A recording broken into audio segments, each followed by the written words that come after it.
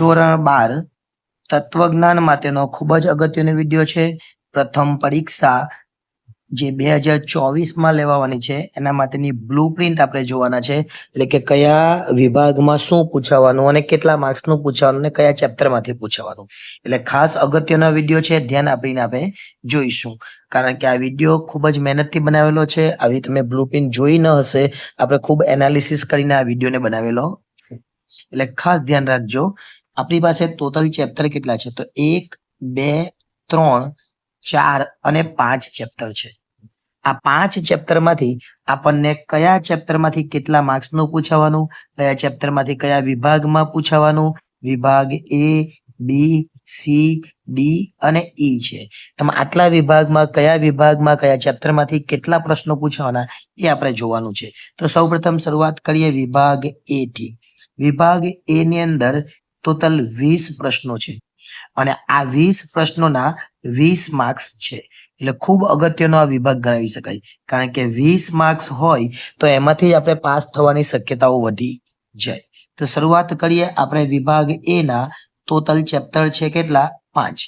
આ 5 ચેપ્ટરમાંથી વિભાગ A માં કયા ચેપ્ટરમાંથી કેટલું પૂછાશે? તો પહેલા ચેપ્ટરમાંથી 4 વિકલ્પ પૂછાય, બીજા ચેપ્ટરમાંથી 4, ત્રીજામાંથી 4, ચોથામાંથી 4 અને પાંચમામાંથી 4. દરેકે દરેક ચેપ્ટરમાંથી 4 વિકલ્પ પૂછાવાના છે.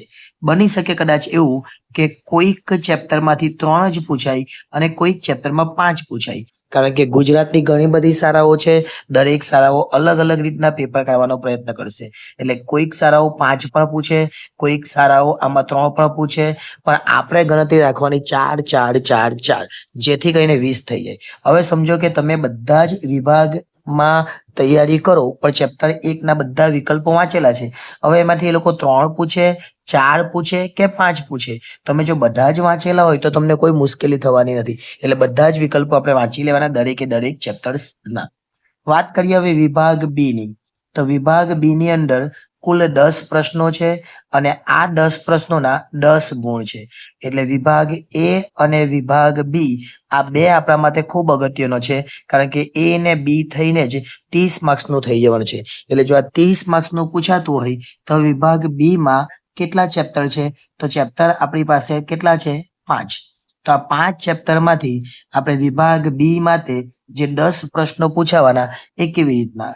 તો પહેલા ચેપ્ટરમાંથી 2, બીજા ચેપ્ટરમાંથી 2, ત્રીજા ચેપ્ટરમાંથી 2, ચોથા ચેપ્ટરમાંથી 2 અને પાંચમા ચેપ્ટરમાંથી પણ 2. એનો મતલબ કે દરેકે દરેક ચેપ્ટર્સમાંથી આપણને 2 એક વાક્યમાં જવાબ પૂછાવાના છે. ફરીથી એક જ વસ્તુ આપણે કહેવાની છે.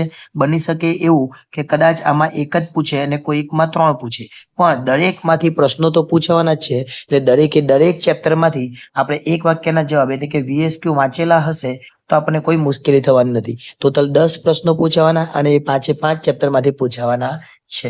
હવે વાત કરીએ વિભાગ C ની. વિભાગ C ની અંદર આપણે જોવાનું છે કેટલા પ્રશ્નો પૂછાય. તો 14 પ્રશ્નો પૂછાય અને એ 14 માંથી આપણે 10 લખવાના રહેશે. અને જો 10 લખવાના હોય તો 1 ના 2 ગુણ. એટલે આ વિભાગ આપણા માટે 20 માર્ક્સનો થવાનો છે. અને જો 20 માર્ક્સનો આ વિભાગ હોય તો પાસ થવા માટે આ વિભાગ પણ એટલો જ જરૂરી છે. શરૂઆત કરીએ આપણે ક્યાંથી, કયા ચેપ્ટરમાંથી કેટલા પ્રશ્નો પૂછાવાના એ. તો આપણી પાસે વિભાગ C ની અંદર ટોટલ આપણી પાસે ચેપ્ટર છે 5 અને આ 5 ચેપ્ટરમાંથી પ્રશ્નો પૂછાવાના હોય તો જે પહેલું ચેપ્ટર છે એમાંથી 4 પ્રશ્નો પૂછાય, બીજું ચેપ્ટર છે એમાંથી 2 પ્રશ્નો પૂછાય, ત્રીજું ચેપ્ટર છે એમાંથી 4 પ્રશ્નો પૂછાય અને ત્યાર પછી ચોથું ચેપ્ટર છે એમાંથી 4 પ્રશ્નો પૂછાય અને છેલ્લે પાંચમું ચેપ્ટર છે એમાંથી 1 પ્રશ્ન પૂછાય.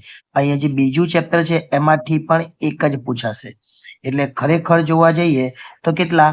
તો 4 એટલે 12 થયા, આ 13 ને 1 14. ખરેખર શું થઈ શકે? આ બ્લુપ્રિન્ટ છે, આ બોર્ડ પ્રમાણે પણ આવું જ પૂછાવાનું છે. પણ ખરેખર કદાચ એવું થઈ શકે કે આમાં 3 જ પૂછે ને અહીંયા 2 થઈ જાય, અથવા આમાં પણ 3 જ પૂછે ને અહીંયા 3 થઈ જાય. બની શકે. એટલે એવું કંઈ પણ થઈ શકે. આમાં 2 જ પૂછે અને આમાં બીજો એકાદ ઉમેરાઈ જાય. પણ તમારે તૈયારી કેવી રીતના કરવાની છે? C ની અંદર તમારે જેટલા પણ ચેપ્ટર્સ છે એમાંથી 14 માંથી તમારે 10 લખવાના છે. જો તમે બધા જ વિકલ્પો, બધા જ એક વાક્યમાં જવાબ અને દરેકના 2 માર્ક્સના પ્રશ્નો વાંચી લેવો તો પછી મુશ્કેલી કોઈ જગ્યાએ થવાની જ નથી, કારણ કે 14 માંથી આપણને 10 પૂછાવાના છે. એટલે જો તમે બધા જ વાંચેલા હોય તો આ 14 માંથી જ પૂછાવાનું છે. એટલે દરેકે દરેક ચેપ્ટરના વાંચી લેવાના, કોઈ મુશ્કેલી થશે નહીં. આપણો વિભાગ એટલે સી પછી ડી વિભાગ. હવે જે ડી વિભાગ છે એમાં પણ એવું જ છે, 14 માંથી આપણને 10 પ્રશ્નો પૂછવા, જે 14 પ્રશ્નો પૂછે એમાંથી આપણે 10 પ્રશ્નો લખવાના રહેશે. હવે આ 10 પ્રશ્નો ક્યાંથી પૂછાશે એ લખી લઈએ. તો તમે લખી લેજો, આપણી પાસે 1, 2, 3, 4 અને 5 ચેપ્ટર છે. આ 5 ચેપ્ટરની અંદર જે પહેલું ચેપ્ટર છે એમાંથી 3, બીજું ચેપ્ટર છે એમાંથી 2, ત્રીજું ચેપ્ટર છે એમાંથી 4, ચોથું ચેપ્ટર છે એમાંથી 3 અને પાંચમું ચેપ્ટર છે એમાંથી 2. હવે ગણી લઈએ આપણે, 2 ને 3 5, 5 ને 4 9, 9 ને 2 11, 11 ને 3 14. એટલે 14 પ્રશ્નો થઈ જાય. ફરીથી એ જ વાત કહેવાની કે એકાદ પ્રશ્ન આમ તેમ થાય, કારણ કે ઘણી બધી સ્કૂલો છે એટલે દરેક સ્કૂલોને આ બ્લુપ્રિન્ટ ફોલો થાય એવું જરૂર નથી. કેટલાક શિક્ષકો પોતાની રીતે થોડો ઘણો સુધારો કરી શકે પહેલી પરીક્ષામાંથી, પણ બોર્ડમાં આપણને ઘણો સુધારો નથી થવાનો અને બોર્ડની મેં તમને બ્લુપ્રિન્ટ આપેલી જ છે. પણ આ જે પરીક્ષા માટે આ બ્લુપ્રિન્ટ આપણી ખૂબ જ તમને ઉપયોગી અને કામ લાગશે. હવે છેલ્લો વિભાગ એટલે વિભાગ ઈ. વિભાગ ઈ ની અંદર આપણને 6 પ્રશ્નો પૂછાય અને 6 માંથી આપણે કુલ 4 પ્રશ્નો લખવાના રહેશે. 6 માંથી 4 એટલે કે 6 માંથી આપણને જે ગમે તે 4 આપણે લખવાના. જો આવું હોય તો આપણને મજા આવે અને આપણે માર્ક્સ પણ સારા મેળવી શકીએ. તો આપણે જોઈએ કેટલા પ્રશ્નો છે. તો ચેપ્ટર ટોટલ આપણી પાસે 5 છે અને કયા ચેપ્ટરમાંથી કયો પ્રશ્ન પૂછાવાનો એ આપણે જોવાનું છે.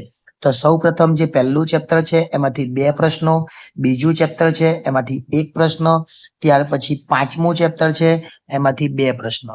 ટોટલ પ્રશ્ન તમે જોઈ શકો, અહીંયા 2 છે, અહીંયા 2 છે અને અહીંયા 1, એટલે 5 પ્રશ્નો થઈ ગયા. હવે 5 પ્રશ્નો થઈ ગયા, આપણી પાસે 2 બીજા જે ચેપ્ટર્સ છે, એક ત્રીજું ચેપ્ટર અને એક ચોથું ચેપ્ટર, અને ત્રીજા અને ચોથામાંથી મેં એક પણ પ્રશ્ન લખાવ્યો નથી. એનો મતલબ કે હવે જે એક પ્રશ્ન બાકી રહ્યો એ ત્રીજા અથવા ચોથામાંથી આપણને પૂછાઈ શકે. એટલે આપણે તૈયારી શું કરવાની, આપણે પહેલાના પ્રશ્નો અને પાંચમાના પ્રશ્નો આપણે લખવાના તો કેટલા છે 4. પહેલાના બધા જ વાંચી કાઢવાના અને પાંચમાના બધા જ વાંચી કાઢવાના, અને બાકીના જે 3 ચેપ્ટર છે એમાંથી થોડું થોડું વાંચી લેવાનું. આપણે બીજું ચેપ્ટર છે એમાંથી વાંચી લે તો પણ વાંધો નથી. મેં તમને કીધું જ છે કયા ચેપ્ટરમાંથી શું પૂછાવાનું છે. એટલે આ પ્રમાણે આપણે આ બ્લુપ્રિન્ટ બનાવવાનો પ્રયત્ન કર્યો છે. આ બ્લુપ્રિન્ટ ગમી હોય, વિડીયો ગમ્યો હોય, ચેનલ ગમતી હોય તો સબસ્ક્રાઇબ કરી લેજો, વિડીયોને લાઈક કરી દેજો અને અન્ય વિદ્યાર્થીઓ સુધી પણ પહોંચાડજો, જેથી કરીને આ વિડીયો બીજા વિદ્યાર્થીઓને પણ કામ લાગે. કારણ કે તમે બ્લુપ્રિન્ટ પર જોજો, આ બ્લુપ્રિન્ટ તમને અન્ય કોઈ પણ જગ્યાએ જોવા મળે નહીં. અને જો જોવા નહીં મળતી હોય, આપણે આટલી મહેનતથી બનાવેલી હોય, ન્યૂ બ્લુપ્રિન્ટ હજુ આવી નથી અને આવશે પણ નહીં. ફક્ત બોર્ડ દ્વારા આપણને બોર્ડની પરીક્ષા આપવા માટેની બ્લુપ્રિન્ટ આપેલી છે. પ્રથમ પરીક્ષાની બ્લુપ્રિન્ટ કોઈ આપી નથી. કોઈ પણ સ્કૂલ પોતાની રીતે બ્લુપ્રિન્ટ બનાવે. એટલે આ બ્લુપ્રિન્ટ એક આદર્શ બ્લુપ્રિન્ટ ગઈને આપણે તૈયારી કરજો. આ જ એકદમ સાચી છે એવું નથી કહેતો, પણ 90% તમે તૈયારી કરો તો આ બ્લુપ્રિન્ટ તમને ઉપયોગી થશે. નેક્સ્ટ ટાઈમ જ્યારે મળીએ ત્યારે બીજા એક વિડીયો સાથે આપણે આગળ વધીશું. આભાર.